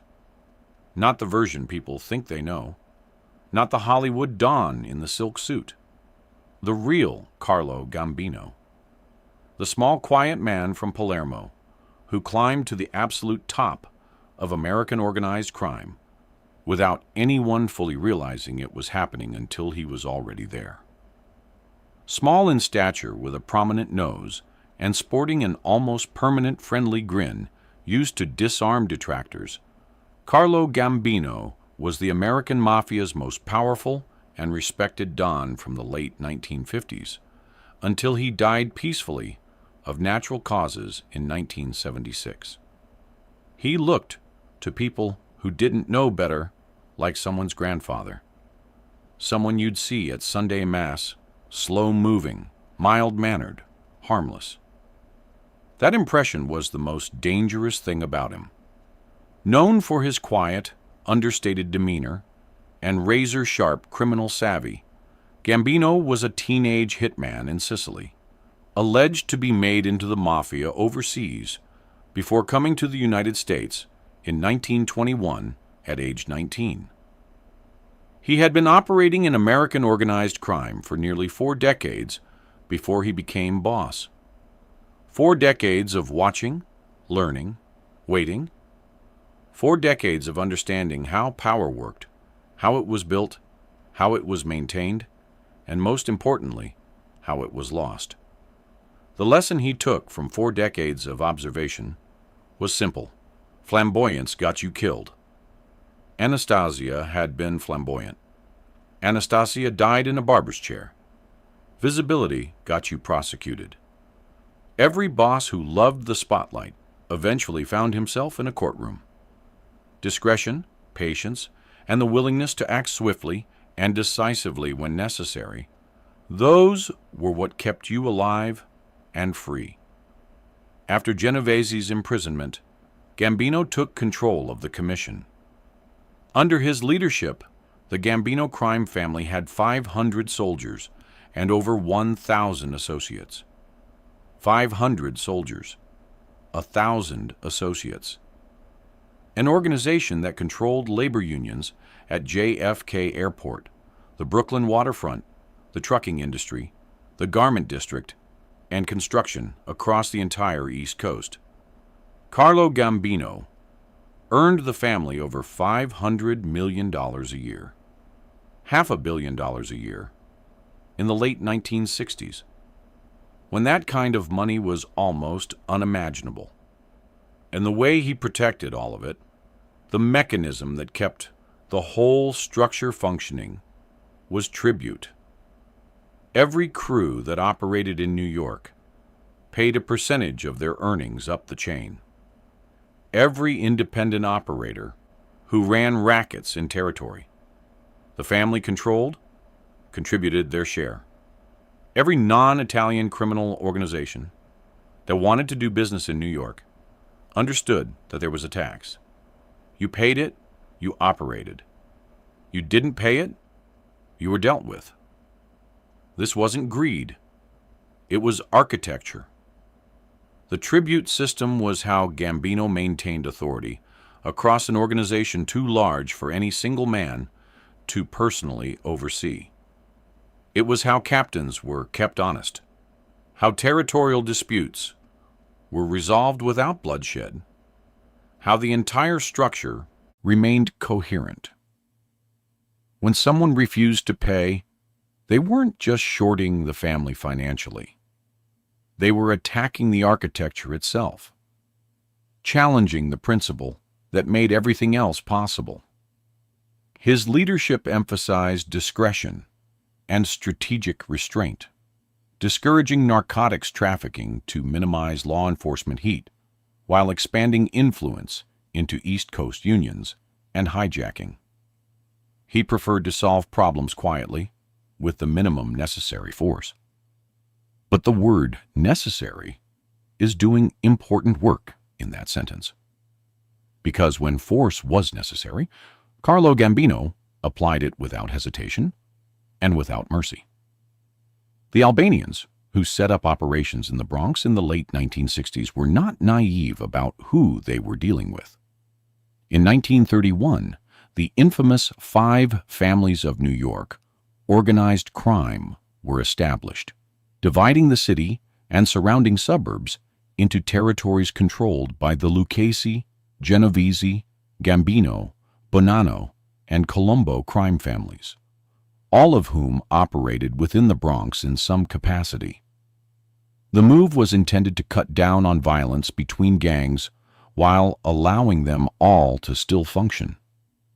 The Bronx, in the years the Albanians were settling into its northeastern neighborhoods, was formerly Gambino and Lucchese territory. This wasn't a secret. It wasn't ambiguous. It was established, understood, and enforced. Every numbers runner, every loan shark, every gambling den operator in that part of the borough knew who owned the ground they stood on and what was owed for the privilege of standing on it. The Albanian crew that established themselves in the area knew this too. They weren't ignorant of the rules. They had seen how the neighborhood operated. They understood the system. They simply decided the system didn't apply to them. This decision requires some explanation, because it wasn't random. It wasn't stupidity. The Albanians who came to New York in that era brought with them the Kanun, an ancient Albanian code of conduct that governed everything from property rights to blood feuds. Central to the Kanun was the concept that a man's honor was worth more than his life, and that to submit to another's authority without just cause was a form of dishonor that could not be accepted. To the Italian mafia, the tribute system was straightforward business. You operate in our territory, you pay for the right. Simple, transactional, impersonal. To men raised in the Kanun tradition, being told to hand over money to an outside organization as a condition of operating in their own neighborhood was something else entirely. It was submission. And submission, in that tradition, was a form of death. This cultural collision is what drove the refusal. It wasn't calculation. It wasn't the belief that they could beat the Gambino family in an all-out war. It was something older, and in some ways more dangerous than calculation. It was principle. When Gambino's collectors came back empty-handed, the message was brought to Carlo himself. Picture what that moment looked like. Not the Hollywood version with the mahogany desk and the bodyguards and the dramatic confrontation. The real version. A small, elderly-seeming man sitting in a modest home in Brooklyn, listening quietly while one of his captains explained that a crew of Albanians in the Bronx had refused to pay and had made it clear they had no intention of paying. Carlo Gambino listened. He would have asked a few questions. Not many. He didn't need many. He had been in this business for 50 years. He understood exactly what had happened and exactly what it meant. What had happened was simple. A crew had decided that Gambino's authority did not extend to them.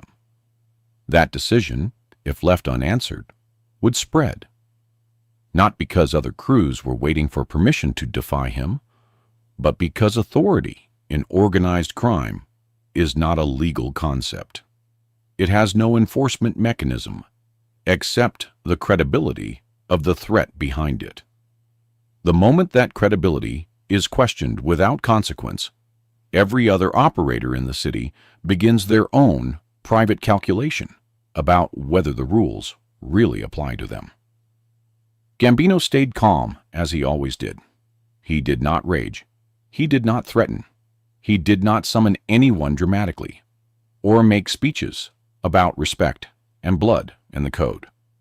That wasn't how he operated. He simply indicated quietly what needed to happen. And then it happened. That's the part that gets lost in the retelling. The popular image of mob enforcement is chaotic, emotional, men with guns settling personal scores in dark alleys. What Gambino ordered was none of those things. It was systematic. It was surgical. And it was designed not just to eliminate a problem, but to make a point that would be understood by every criminal organization in New York City for years afterward. He did not simply have the crew beaten. He did not simply have their gambling operations shut down. He did not send a warning, or a deadline, or a second chance to reconsider. The entire crew was dealt with. Every member. Every operation they had running. Every business they had established in the neighborhood. It was dismantled completely, piece by piece, in a manner that was impossible to misread.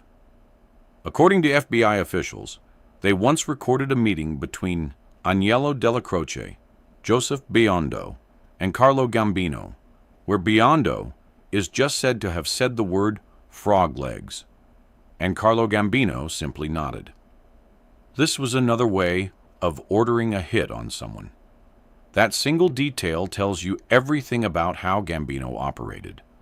No speeches, no threats, no dramatic confrontations, a word, a nod, and then the machinery moved. The message sent to every other operator in New York was not complicated. It did not need to be. The message was that territory was territory, that tribute was tribute, that the question of whether the Gambino family's authority applied to you was not a question you got to answer for yourself, and that the cost of deciding otherwise was total, not partial, not proportional, total. The story gets told as proof of power, as a demonstration of how the Gambino family maintained control of the most lucrative criminal territory in America, as a testament to Carlo Gambino's efficiency and authority. And it was all of those things. But underneath the narrative of criminal power was something that never gets shown in the mob movies and the true crime documentaries. Real human beings. Men with families. Men who had come to America looking for something. The same something that every immigrant in every era has come looking for. And who had made decisions, catastrophically wrong decisions, that ended their lives in a Bronx neighborhood, far from the mountains they were born in. They weren't sophisticated criminal masterminds, challenging an empire out of calculated ambition. They were people who came from a tradition that told them certain things could not be submitted to, and they acted on that tradition in a city where that tradition was going to get them killed. The Gambino family didn't lose a dollar over it. The neighborhood continued paying tribute. The organization continued functioning.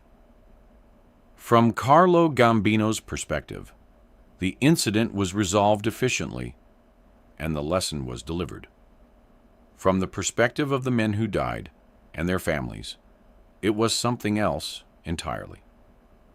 That distinction matters, not because it changes the history, but because the history only tells you what happened if you're willing to see both sides of it. They continued to arrive decade by decade. They continued to build businesses, establish neighborhoods, raise families. Leidig Avenue in Morris Park is now referred to as Little Albania. The community grew into something substantial and enduring. Most of the people who built it were exactly what they appeared to be. Ordinary people building ordinary lives. But the criminal element within that community didn't forget what had happened either. It learned from it. It adapted. The Rudaj organization, called the Corporation by its members, was started in the 1990s in the Bronx. By that point, Carlo Gambino had been dead for nearly 20 years. The Gambino family had been through Castellano, then Gotti, then the collapse that followed Gotti's imprisonment. It was a shadow of what it had been in Carlo's era. Rudaj and his associates didn't receive expected territory, and they neither wanted to work for the Gambino family, nor did they respect their authority. Therefore, in 1993, they became independent and founded their own organization. On August 3, 2001, members of the Albanian Rudaj organization attacked Greek associates of the Lucchesi crime family who ran a gambling racket inside a Greek social club in Queens. They walked in with guns and took the operation, not by asking permission from the Italian families, not by negotiating territory, by taking it. In 2004, the ethnic Albanian Rudaj organization was labeled the sixth crime family in New York City, in addition to the 5 traditional Italian families. The sixth family. The thing that Carlo Gambino would have found genuinely unthinkable. An Albanian organization given the same standing, the same terminology, the same category as the 5 families he had helped build and then dominated from the late 1950s until his death. It took 30 years. It took the slow collapse of the Italian mob's organizational coherence, the RICO prosecutions, the informants, the loss of the Commission's real authority. But it happened. The Albanian criminal presence in New York that Carlo Gambino had violently suppressed in the late 1960s eventually outlasted the Gambino family's grip on the city entirely. The tribute system that Carlo Gambino enforced so ruthlessly was not just about money or power. It was an attempt to impose order on something that is fundamentally resistant to order. Criminal organizations don't obey rules because rules are right. They obey them because the cost of disobedience is higher than the cost of compliance. The moment that equation shifts, the rules stop working. The glory days of the Gambino family are over. Carlo Gambino's successors did not learn his lessons well enough to keep their mouths shut, maintain a low profile, and prosper from the shadows. Gambino's lesson to the Albanian crew in the Bronx was the application of maximum cost to disobedience. It worked for a time because the cost was credible and the enforcement was swift and total. But the lesson only worked as long as the organization behind it maintained the capacity to enforce it. Once that capacity eroded, once the RICO prosecutions of the 1980s and 1990s hollowed out the five families' leadership, once informants like Sammy the Bull destroyed the internal coherence that made the threat credible, the calculation changed. And every Albanian, Russian, Chinese, and Dominican criminal organization in New York made the same calculation simultaneously. The tax collectors were gone, or weakened enough that defying them was survivable. Gambino's interventions preserved the Commission's regulatory function, upholding a hierarchical order that minimized all-out wars.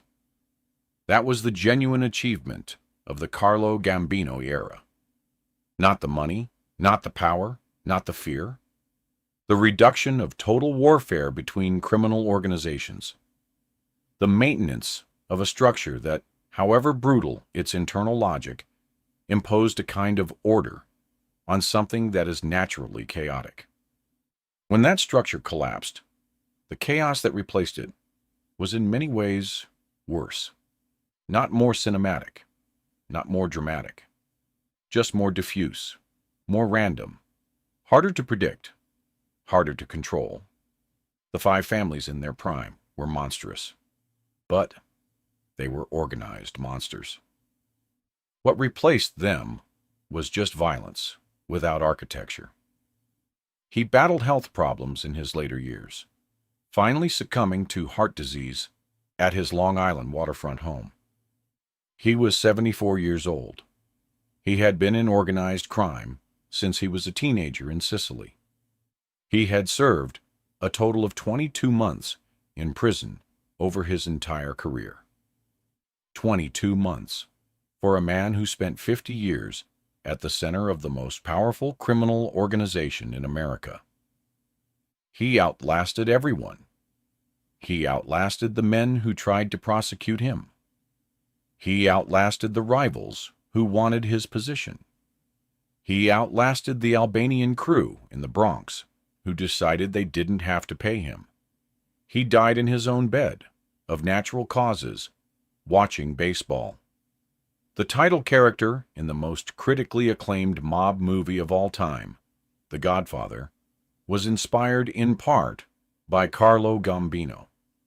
More than 40 years after Gambino's death, the New York crime family is still named for him. That is the legacy.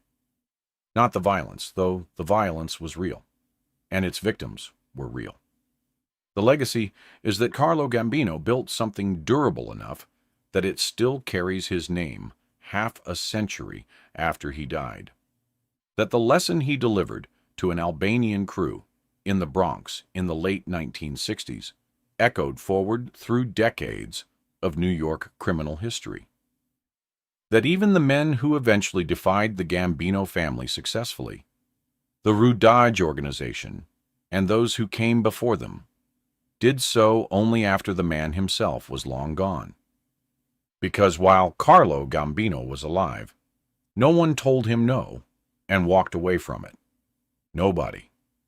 And the Albanian crew in the Bronx found that out the hard way, in a way that left no room for misunderstanding, no room for appeal, and no room at all for the men who had decided that principle was worth more than their lives.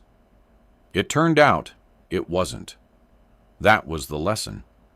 Simple, brutal, and delivered in Carlo Gambino's preferred style. Quietly, completely, without a word more than necessary. The wine was a 1961 Barolo. Expensive. Imported from northern Italy, specifically for this dinner. Carlo Gambino had chosen it himself, a gesture of respect for the occasion, a sit-down between the 5 New York crime families to discuss territory disputes in Manhattan's Garment District. It was May 18, 1971. The meeting was held at Rao's Restaurant in East Harlem, one of the most exclusive Italian restaurants in New York. Private dining room. No outsiders, just the bosses and their top advisors. The kind of meeting where major decisions were made, where wars were prevented or started, where the future of organized crime in New York was shaped.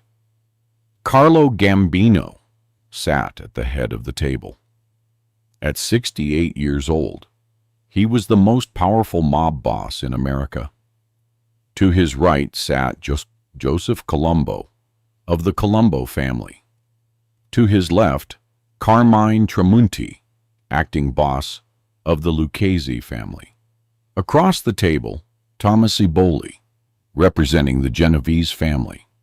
And at the far end, looking uncomfortable and out of place, sat Anthony Tony Ducks Carlo from the Lucchese family. Wait. 2 representatives from the Lucchese family. That was unusual. Explained by internal politics, Carmine Tramunti was the official acting boss, but Tony Ducks controlled significant operations and demanded a seat at the table. The dinner started well, professional, respectful. They discussed territories, made compromises, addressed grievances. This was how the commission was supposed to work. Civilized conversation instead of violence. Then the wine was served. Carlo Gambino poured glasses for everyone, raised his in a toast. To peace, to prosperity, to La Cosa Nostra. Everyone raised their glasses. Everyone except Joseph, Joey O. Orlando. Joey O. was 46 years old, a capo in the Genovese family who'd come with Eboli as his advisor. Joey O. was ambitious, aggressive, relatively new to high-level meetings. He'd been made only 6 years earlier, but had risen quickly through violence and intimidation. Joey O. looked at the wine Carlo had poured, looked at the bottle. Then he did something unthinkable. He pushed his glass away. "I don't drink Italian wine. Tastes like vinegar. You got any scotch?" The table went silent. Completely silent. Everyone stared at Joey O. like he'd just pulled out a gun and pointed it at Carlo Gambino's head. Carlo set down his wine glass very slowly, looked at Joey O. with an expression that revealed nothing. "You don't like the wine?" "Nah, wine's for old men. I drink scotch, real drinks." Thomas Eboli, Joey O.'s boss, went pale. "Joey, shut up. Drink the wine." "Why? Because Carlo picked it? I'm not drinking something I don't like just because." This is the story of what happened when Joseph Joey O. Orlando disrespected Carlo Gambino at a dinner meant to preserve peace. The story of how one insult, delivered in front of the most powerful mob bosses in New York, signed Joey O.'s death warrant, and the story of how Joey O. vanished exactly 11 days later, never to be seen again. To understand why Joey O.'s disrespect was fatal, You need to understand what the Commission was and how it operated in 1971. The Commission was the governing body of the American Mafia, created in 1931 by Lucky Luciano to prevent the kind of mob wars that had devastated organized crime in the 1920s. The Commission consisted of the bosses of New York's 5 families, plus representatives from other cities. The Commission had rules, protocols, ways of conducting business that had been refined over 40 years. And one of the most important rules was respect. When bosses met, they treated each other with deference, even enemies, even rivals, because disrespect led to ego conflicts, which led to violence, which led to wars that hurt everyone's business. Carlo Gambino understood this better than anyone. He'd been on the Commission since 1957, 14 years.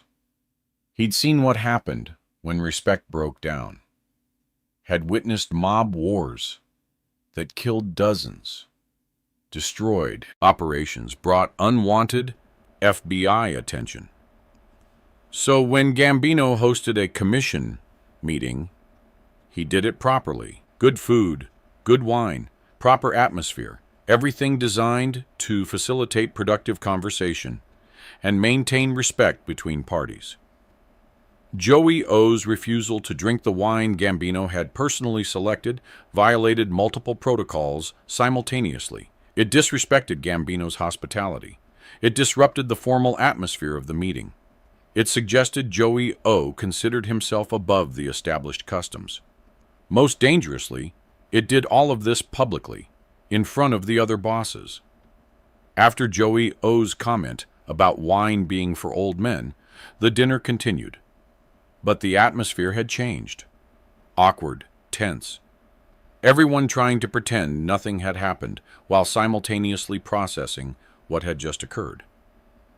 Carlo Gambino didn't address Joey O's disrespect directly, didn't yell, didn't threaten, just continued with the meeting as if nothing was wrong, discussed territories, reached agreements, conducted business professionally. But everyone at that table knew. Everyone understood.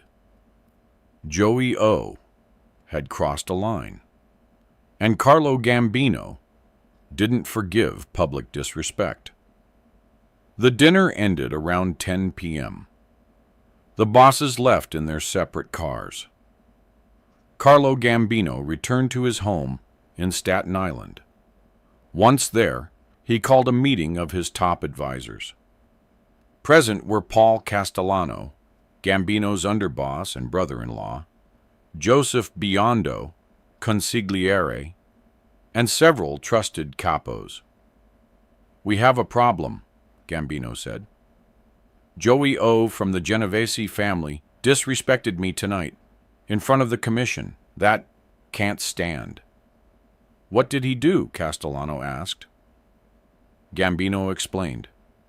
The wine, the refusal to drink, the comment about wine being for old men, the implication that Gambino's choice was inferior. "Sounds like the kid's got a death wish," one of the capos said. "The kid's stupid," Gambino corrected. "He doesn't understand how things work. Doesn't understand that you don't disrespect a boss at a Commission meeting. But his ignorance doesn't excuse it. Other families were there. They saw what happened. If I don't respond, they'll think I'm weak, that I allow disrespect." "So what do you want to do?" Castellano asked. "I wanted to talk to the Genovese family, see how they want to handle this. Joey O is their problem. They should address it." The next day, Carlo Gambino called Thomas Eboli, the Genovese boss who'd been at the dinner. They met at a cafe in the Bronx, private booth in the back. We need to discuss Joey Orlando, Gambino said. I know. I'm sorry about last night. Joey was out of line. I've already spoken to him about it. What did you tell him? That he disrespected you. That he embarrassed our family. That he needs to apologize. An apology won't fix this, Tommy. What Joey did, that was public. In front of the commission. That requires more than words.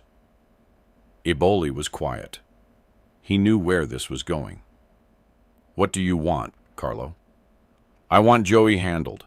Permanently. He's a problem, not just for me, for everyone. He's reckless, he's disrespectful. He's going to cause bigger problems if he's not stopped. He's a good earner. He brings in serious money for us. I don't care. Money doesn't excuse disrespect. You need to make a choice, Tommy. Either you handle Joey, or I will. And if I handle it, that creates problems between our families. Problems neither of us need. Eboli rubbed his face with both hands. You're putting me in a difficult position. Joey put you in a difficult position. By being an idiot at a commission dinner. I'm just telling you the consequences. How you handle those consequences is up to you. Can I talk to him? Give him a chance to apologize to you directly. Maybe we can smooth this over. Gambino considered this. Bring him to see me. Tomorrow. If his apology is genuine, if he understands what he did wrong, maybe we can work something out. But if he's arrogant, if he makes excuses, then we're back to option 1. He gets handled. The next day, May 20th, Thomas Eboli brought Joey O to meet Carlo Gambino at Gambino's social club in Brooklyn. Joey O did not want to be there, had argued with Eboli about it, but Eboli had been clear. Either you apologize to Carlo Gambino, or you're going to have bigger problems. They arrived at 2 p.m. Were shown into a back room, where Gambino sat behind a desk, reading a newspaper. He looked up when they entered, folded the newspaper, gestured to the chairs across from him. Sit. They sat. Joey O looked sullen, arms crossed, like a teenager being forced to apologize to a teacher. Joey has something to say, Eboli prompted. Joey O was silent. Joey, Eboli said, his voice harder. Say what we discussed. I'm sorry, Joey O said, not looking at Gambino, looking at the floor. You're sorry for what? Gambino asked.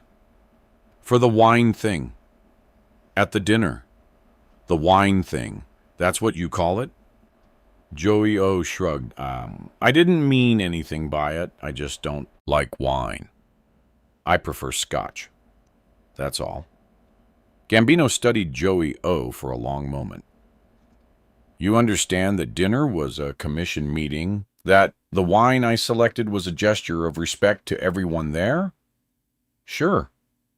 But I still don't like wine. Am I supposed to drink something I don't like just because you picked it? Eboli closed his eyes. This was going badly. Yes, Gambino said simply. That's exactly what you're supposed to do. When someone shows you hospitality, when they share something they value, you accept it graciously, even if you don't like it. That's called respect. That's called manners. That's how civilized people behave. I'm not drinking something I don't like. That's fake. It's not fake. It's polite. There's a difference. Joey O shook his head. Look, I said I'm sorry.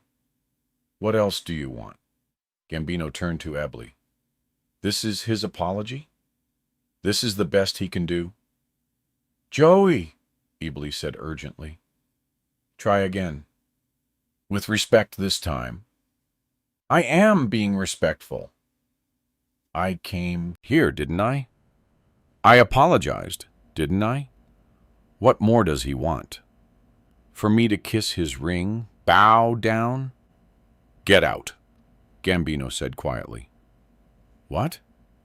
Get out of my office. You're not sorry. You don't understand what you did wrong. You're just here because Tommy forced you to come. You're wasting my time. Joey O stood up. Fine. This is bullshit anyway. He walked out, slammed the door behind him. Eboli remained seated. Carlo, give me a chance to work with him. He's young. He's stupid, but... No, Gambino interrupted. Joey had his chance. I gave him an opportunity to make this right. He chose to double down on his disrespect. That tells me everything I need to know. He's not going to change. He's not going to burn. He's always going to be a problem. So what happens now? Now, you make a choice. Either you handle Joey, or I do. But it's going to be handled, one way or another. Eboli stood up slowly. I need to think about this. You have 3 days, Gambino said. After that, I handle it myself. Thomas Eboli spent 3 days trying to figure out what to do. Joey O was a good earner, brought in maybe $500,000 a year for the family. Losing him would hurt financially, but keeping him alive would create a permanent problem with Carlo Gambino. And you didn't create permanent problems with the most powerful mob boss in America. On May 23rd, Eboli called Gambino. We'll handle it. When? This week. We'll make it look like something unrelated to your situation. A robbery gone wrong. Something. I don't care how you do it. Just make it permanent. Eboli hung up. Called in one of his most trusted capos, a man named Vincent Vinny Gigante. Explained the situation. Joey's got to go. Carlo wants him dead. We got to do it. Why? Vinny asked. What did Joey do? Eboli explained the dinner. The wine, the disrespect. Vinny whistled. Joey insulted Carlo Gambino over wine? Jesus, that's suicide. Can you handle it? Yeah, I'll make it clean. When? This week. Don't wait. Joseph Joey O. Orlando left his girlfriend's apartment in the Bronx at 11:30 p.m. on Friday, May 29th, 1971. He was walking to his car, a new Cadillac parked on the street, when 2 men approached from behind. Joey heard footsteps, started to turn. One of the men shot him in the back of the head. Joey fell. The second man shot him twice more, once in the head, once in the chest. Both men walked away, got into a car that had been waiting on the corner, drove off. Joey O. was found by a neighbor 20 minutes later, dead.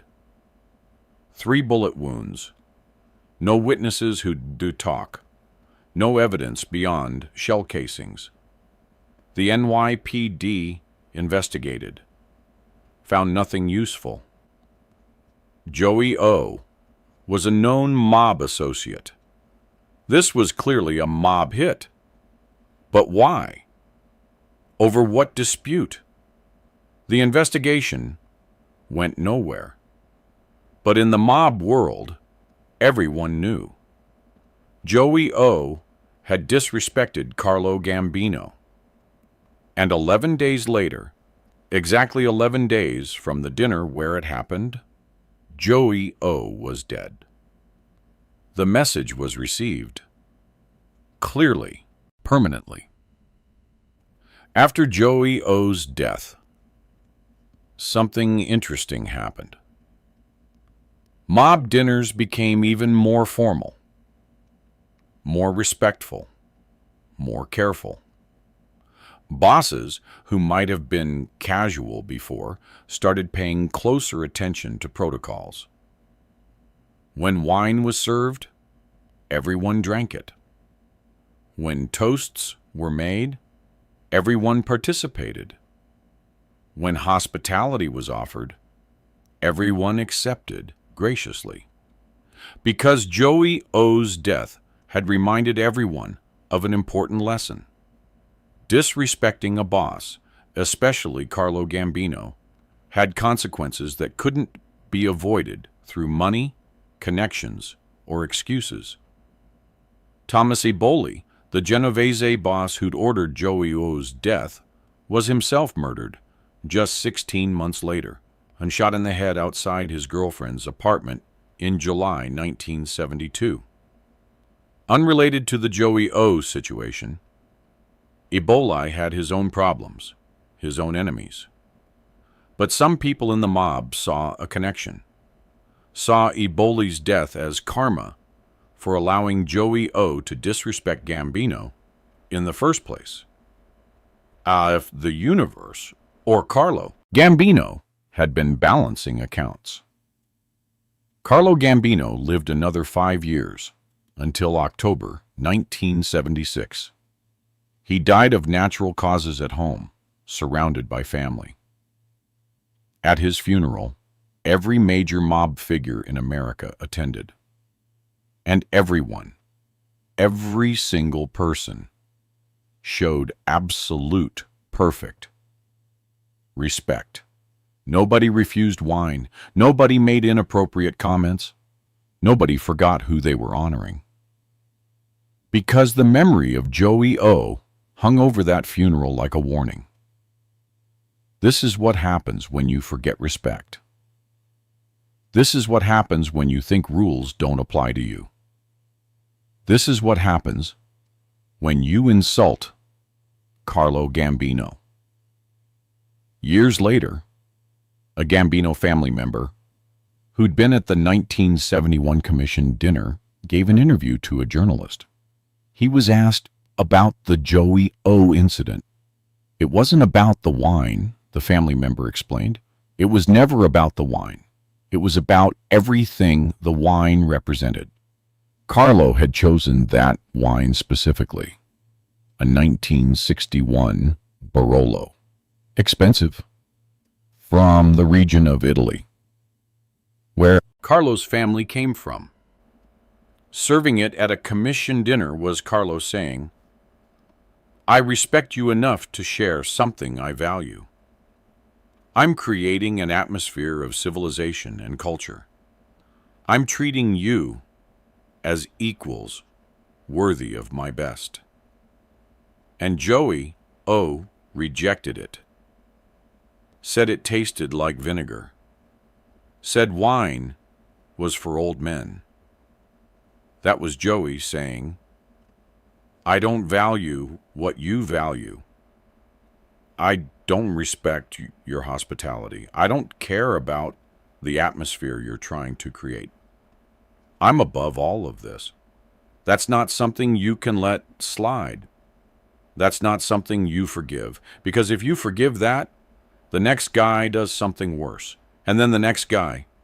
And suddenly, there's no respect, no protocols, no order, just chaos." Carlo understood that, so he gave Joey a chance to apologize, to understand what he'd done, to make it right. Joey refused. So Joey died. Simple as that. Joey O's body was buried in a cemetery in the Bronx. Small funeral. Few attendees. His girlfriend was there. his sister, maybe 20 other people. Nobody from the mob attended. Nobody sent flowers. Nobody acknowledged his death publicly. Because in that world, Joey O had ceased to exist the moment he refused Carlo Gambino's wine. Everything after that was just paperwork, just the formality of removing someone who'd already removed themselves through their own stupidity.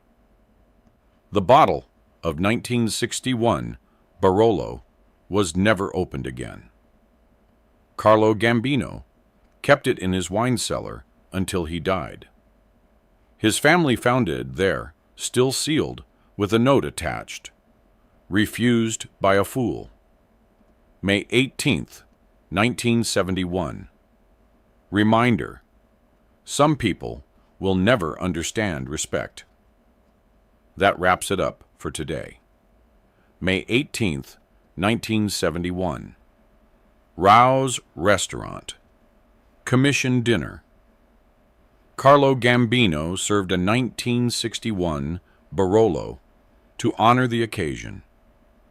Joseph Joey O. Orlando refused it. Said wine was for old men. Said it tasted like vinegar. Asked for scotch instead. 11 days later, Joey O. was shot 3 times outside his girlfriend's apartment. Dead. Never seen again, except in a closed casket at a sparsely attended funeral. Because Joey O. forgot the most important rule. When Carlo Gambino offers you wine, you drink it. You smile, you say thank you, you show respect, or you end up like Joey O. A cautionary tale about what happens when you mistake informality for strength and disrespect for independence. If this story hit you, drop a comment below. Subscribe for more stories where one moment of disrespect changes everything. See you in the next one.